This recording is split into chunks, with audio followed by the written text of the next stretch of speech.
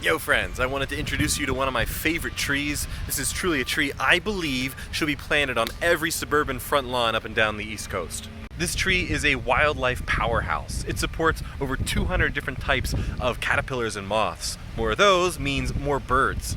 Plus, it's just a really beautiful and stately tree, growing pretty tall but not too wide, and beautiful leaves in the fall.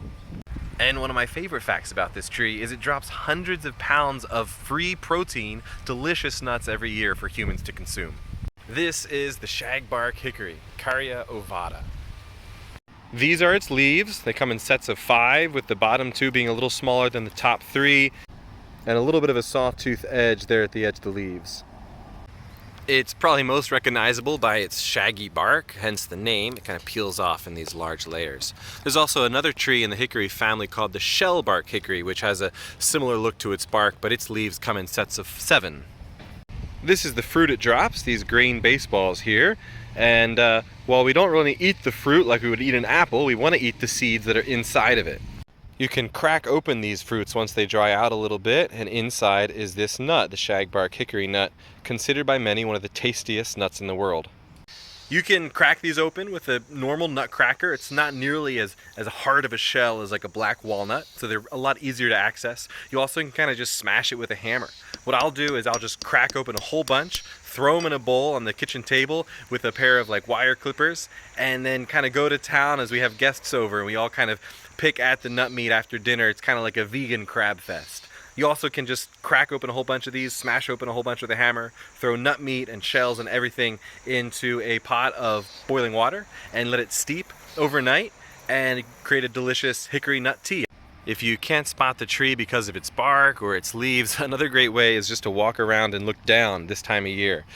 The husks of the shells are just filling the ground here. The squirrels kind of pick the nuts off the trees and a lot drops. So the squirrels get a lot, I wander around underneath the tree and I get a lot, and then the deer come by after me and they get a lot too. It's a very sharing tree.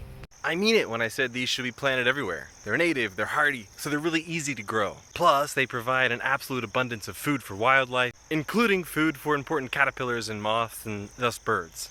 I think some people might be hesitant towards growing these in their front yard because of the small baseballs that are dropping on the earth, but I don't really think that's a problem. I don't think they're going to be heavy enough to really dent a car if they landed on a car, and I think, you know, if you let them decay a little bit, it's the end of the season anyway, so you're not mowing grass very much, I think you can just run your mower right over them. Or you can get something like a nut wizard and that would pick them up pretty easily too. Plus, with all the food they're giving you, I think it's totally worth it. I'm out here this week collecting a whole bunch of seed from some wild shagbarks, as well as some shagbarks that are growing in the wild but are some really unique selection of extra large tasty nuts. I'm also going to be planting 2 select varieties of shagbarks on my property, Granger and Porter, which are known for heavy abundance of crops of very large nuts. All that being said, I'll have a lot of nuts for myself to eat, but I'm also going to be growing these out to be 1-year-old trees that I'll sell bare root about a year from now. So if you're interested, reach out and I'll have them on my website for sale in about a year.